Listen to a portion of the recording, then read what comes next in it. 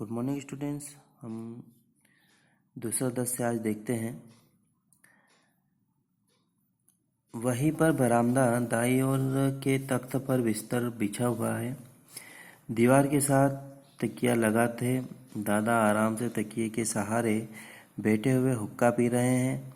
उनका मंझला लड़का करमचंद पास बैठा उनके पांव दबा रहा है। दादा बच्चों को बाहर अहाते में खेलते हुए देख रहे हैं। स्नान गृह से नल के जल्दी जल्दी चलने की आवाज़ आ रही है। शायद कोई बच्चा उसे चला रहा है, क्योंकि करमचंद की भ्रुकुटी तन गई है। पर्दा उठाने के कुछ क्षण बाद तक नल के चलाए जाने की आवाज़ आती है। फिर करमचंद क्रोध से, बस करो जगदीश, क्या खटखट लगा रखी है, जरा आराम करने दो, अभी अभी खाना खा कर बैठे हैं कि तुम। दादा, नहीं नहीं, खेलने दो बच्चों को। बच्चे हंसते हैं।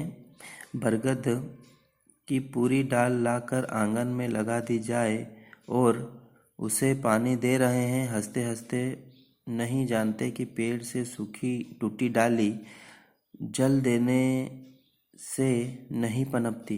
फिर नली छोड़कर करमचंद से, मैं कहा करता हूँ ना बेटा कि एक बार पेड़ से जो डाली टूट गई उसे लाख पानी दो, उसमें वह सरलता न आएगी और हमारा यह परिवार बरगद के इस महान पेड़ की भांति है।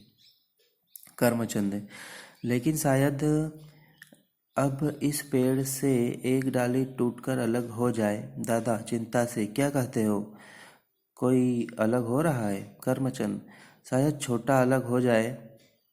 दादा परेश, पर क्यों, उसे क्या कष्ट है? करमचंद, कष्ट उसे तो नहीं है, छोटी बहू को है। दादाजी, मुझे किसी ने बताया तक नहीं। यदि कोई शिकायत थी तो उसे वहीं मिटा देना चाहिए था। हल्की सी खरोच भी यदि उस पर तत्काल दवाई लगा दी जाए, वह बढ़कर एक बड़ा घाव बन जाती है और वही घाव नासूर हो जाता है। फिर लाख मरहम लगाओ, ठीक नहीं होता। करमचंद, मैं अच्छी तरह तो नहीं जानता, पर जहाँ तक मेरा विचार है, छोटी बहू के मन में दर्प की मात्रा जरूरत से कुछ ज़्यादा है।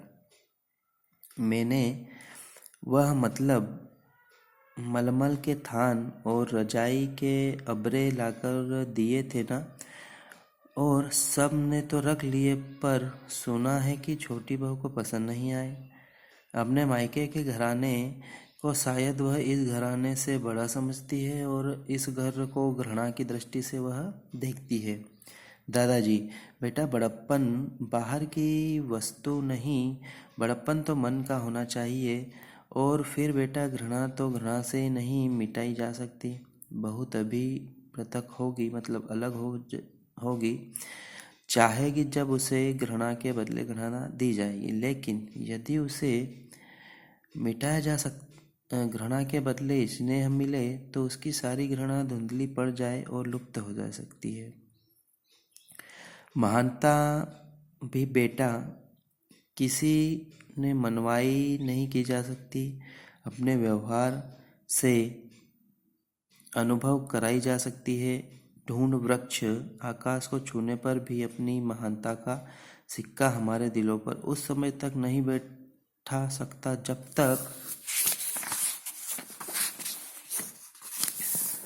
हम अपनी शाखाओं में वह ऐसे पत्ते नहीं लाता जिनकी शीतल सुखद छाया मन के सारे ताप को हर ले और जिसके फूलों की भीगी भीगी सुगंध हमारे प्राणों में उलप भर दे।